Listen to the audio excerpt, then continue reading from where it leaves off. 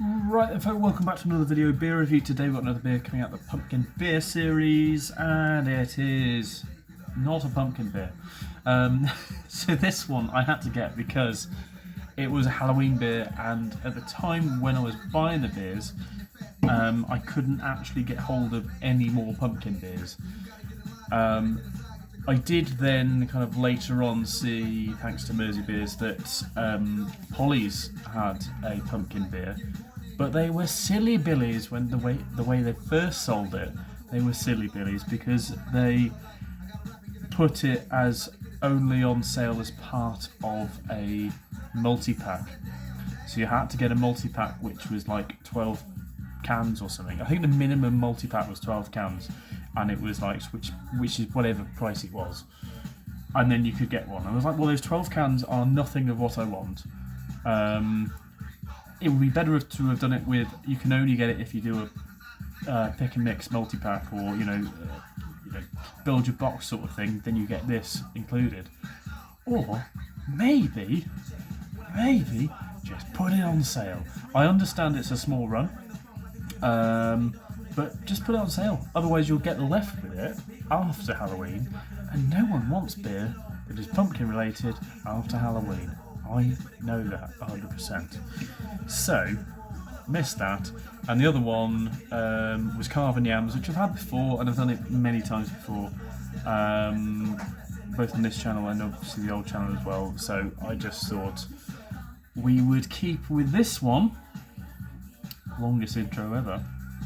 From Neon Raptor, it is their Prince of Darkness.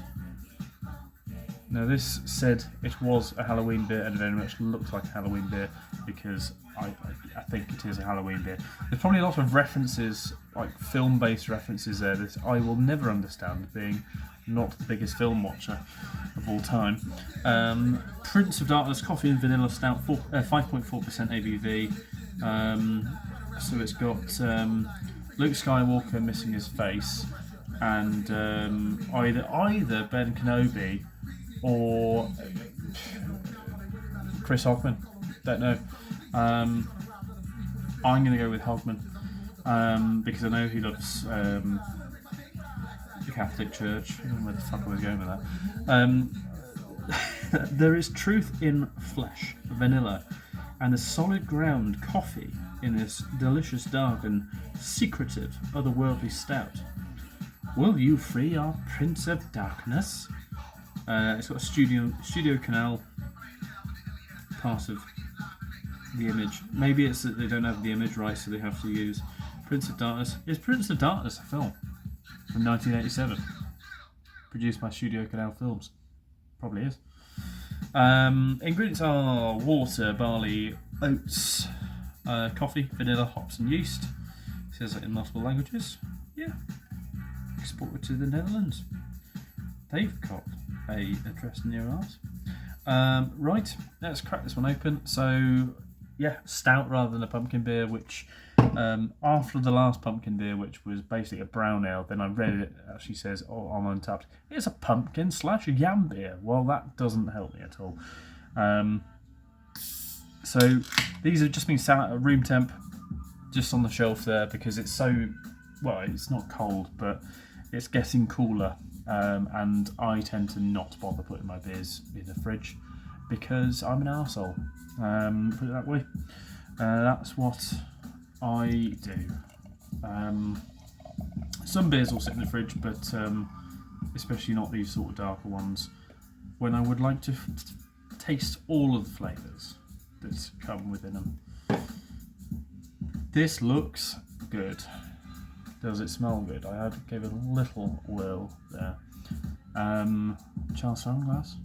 Got to use those hot merchant glass. Use Brookhouse, the last one. They're defunct.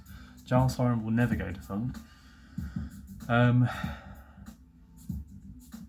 it's all about defunct brewery glassware. That's what I love. It's on the nose. Plenty of coffee. Plenty of coffee. Really roasty. I'm going to guess a lot of black malts used inside of this as well.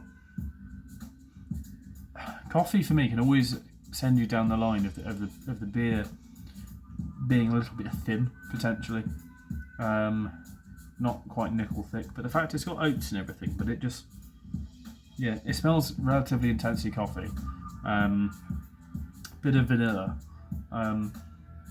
Hopefully it's got plenty of body to the beer to kind of give it some oomph, but there's just aromas and memories trapped behind this beer. We'll dive in. Cheers.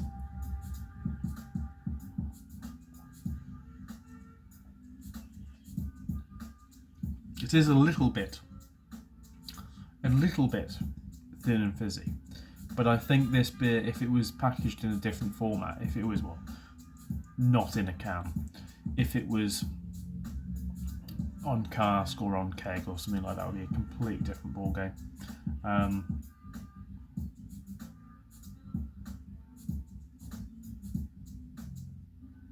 Though low compared to other sorts of styles, I think the carbonation is just a fraction too high. It ends up being relatively kind of spritzy, and I know this firsthand, that this is a problem some people have with stouts. It's nothing to say that the taste inside of the beer, they're bloody lovely. I just think it could be a little creamier, a little thicker, if that carb was kept a little bit lower. If they've made it nitro, I know they don't have facilities to actually do that because not many breweries do. But yeah, just drop that carb a touch, and then this beer can be an absolute banger. Maybe up the oats a touch, because it is a little bit thin. Why am I going about thickness and thinness of beers? The past two beers have been a bit thin, but this one tastes really nice. Like I said, I wouldn't say necessarily stout. I'd go for like a relatively strong porter at 5.4, but yeah, lovely flavours inside of it. They work together really well. But yeah, a nice coffee and vanilla porter. Anyway, there we go. Prince of Darkness from Neon Raptor. See it back for yourself. Give it a go. See what you make of it. See you next one. Cheers.